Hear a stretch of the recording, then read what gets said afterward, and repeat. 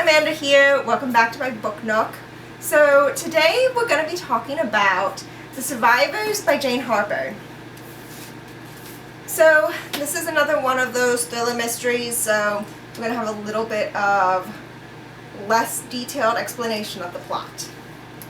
So your main character Kieran and his wife Mia are returning to their hometown to help Kieran's parents pack up and move because they're moving from Tasmania to Sydney.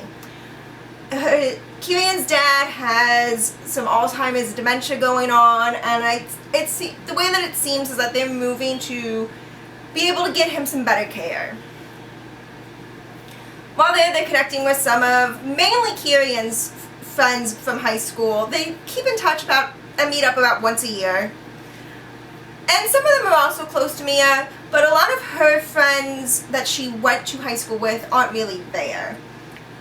One of the people who lives in the town and is the younger brother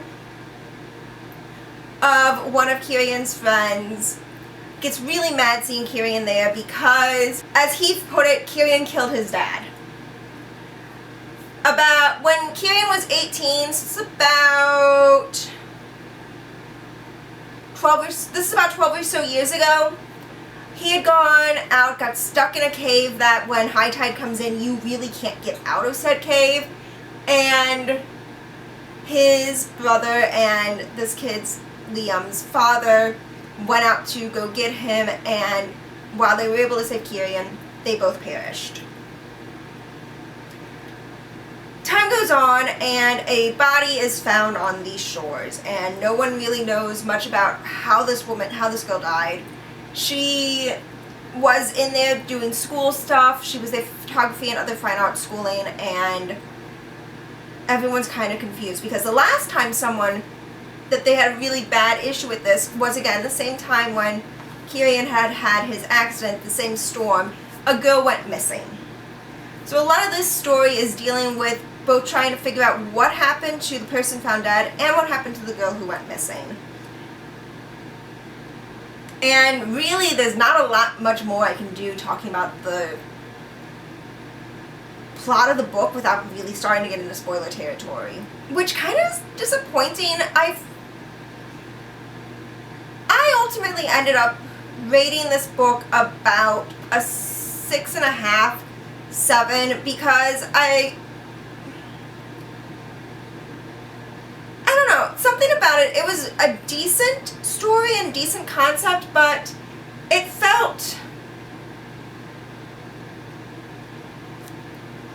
at times it felt forced, and particularly the connection that is ultimately found between the dead girl and the earlier missing girl, and it was just, what they ended up deciding as the ultimate ending for it felt to me like a very forced ending. I wasn't super excited with it.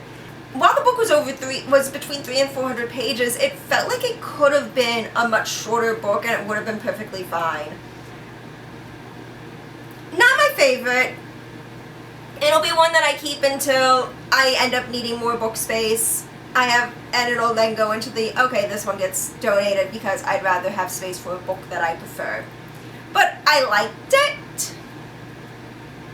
Yeah, I'm having a lot of difficulties with trying to really talk a lot about this. I would say probably the really major content warning to be aware of with this book is attempted sexual assault of a minor. I say that even if it had been consensual because the girl in case was 14. So like I said, Jane Harper, The Survivors, I liked it. If you're really into thrillers and mysteries, give it a go. If it's not really your cup of tea, typically genre-wise, I would say you could probably skip this. There's better ones out there.